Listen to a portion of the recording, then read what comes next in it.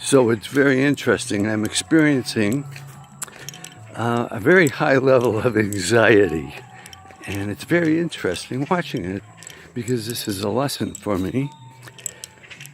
I left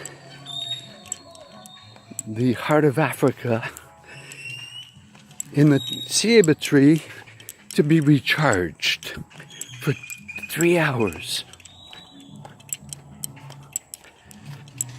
I didn't do it on purpose, but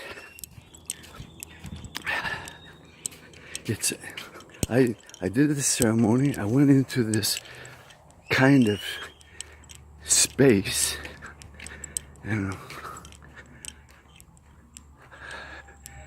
I'm just looking to see if it's in the tree. I don't see it in the tree.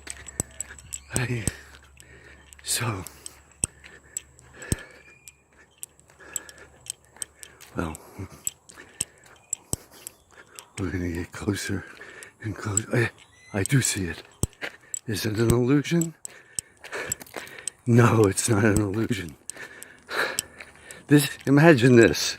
If you can imagine, the most important thing that I have had in my life ever was this. And I left it here in the tree. Right? Can we see it? Where is it? How do you...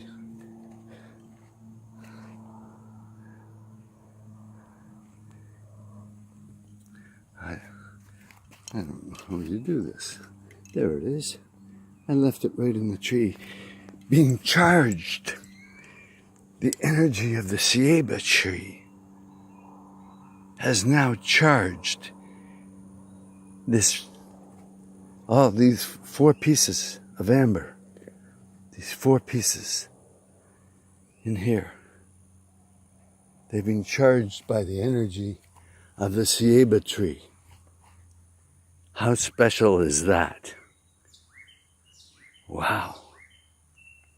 And interesting going through the anxiety of having lost it.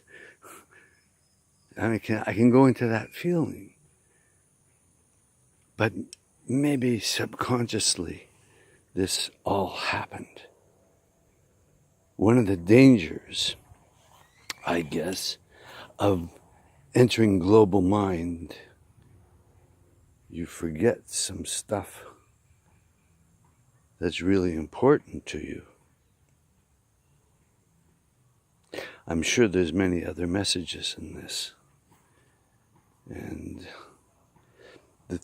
each of the pieces has been blessed by different people and being in different ceremonies all around the world.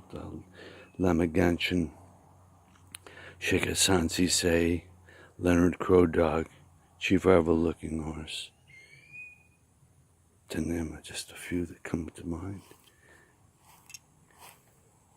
Whew. Anxiety gone. It's a good day. But danger of the 9th wave.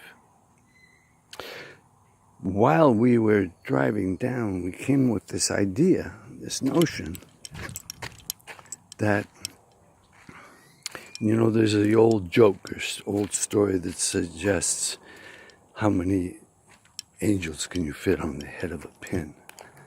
The answer being all of them. So, if your angels are operating at level 1, or level 2, or level 3, or level 4, or level 5, or level 6, or level 7, or level 8,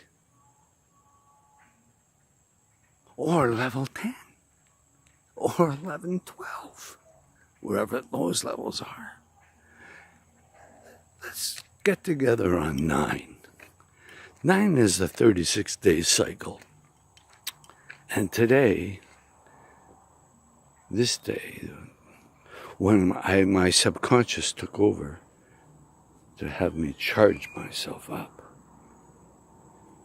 So Take from this what you may. The messages of the day clearly are, we don't need Poe as much as we need the understanding that Poe brings. Poe is merely a tool. Learn how to use it or don't. Next step is we ought to consider how we use or get the United Nations to use its global mindedness, its challenge. The challenge of the United Nations is to be socially responsible. Just stop holding us back with the ISO 26000. Live up to your commitment. Live up to your commitments. And then the United Nations Resident Coordinator. That will be one of the main jobs of the UN Resident Coordinator, is to coordinate the global compact in each country. Why isn't Mrs. Stevenson my gosh, whatever her name, I think it is her, I forget her name. I should remember her name. But the name of the woman in charge of the United Nations Global Compact Canada ought to bloody well wake up. Can you imagine this, if you're listening to this and know anything about anything relative to the development of the ISO 26000, the GRI, and the B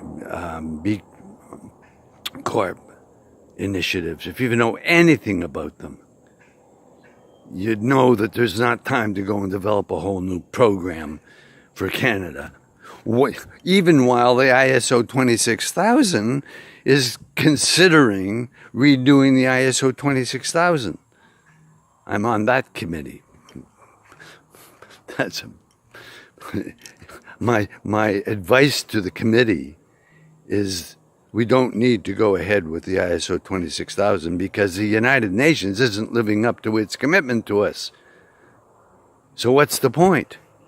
What's the point of what's the point? You make an agreement with an organization and the people in the organization have no intention of following the protocols. This is craziness, total craziness. And these are all thoughts I haven't explored today, in the past, exactly. I'm exploring them today because we're looking at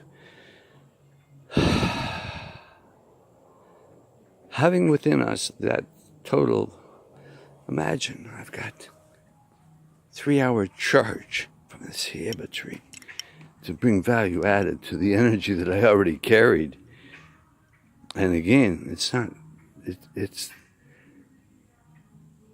to empower the United Nations Resident Coordinator in every country. And it's happening so slowly. That's how incompetent I am. The fact that it's happening so slowly is a demonstration of my incompetence. And yours if you're listening to this, because you ought to bloody well think about how to help me with the UN Resident Coordinator, because it's a bloody well obvious solution to the social mega crisis social, financial, economic mega crisis that we're facing on this planet.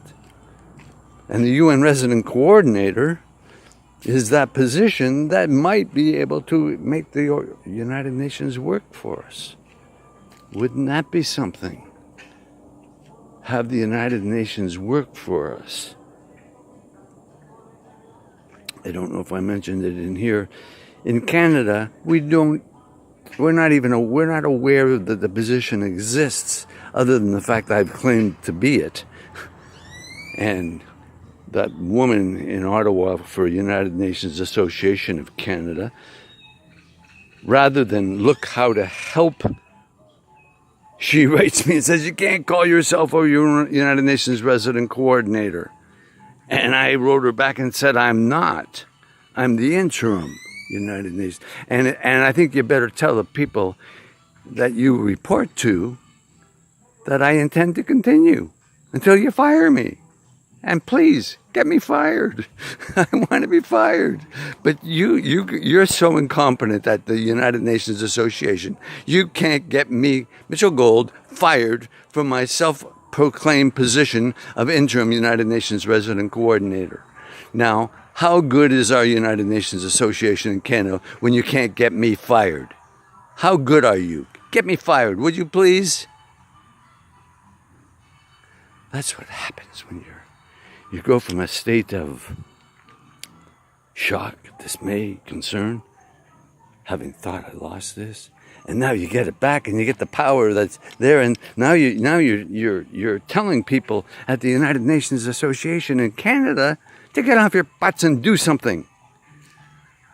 I think I've said it before to them. I don't know if they heard me.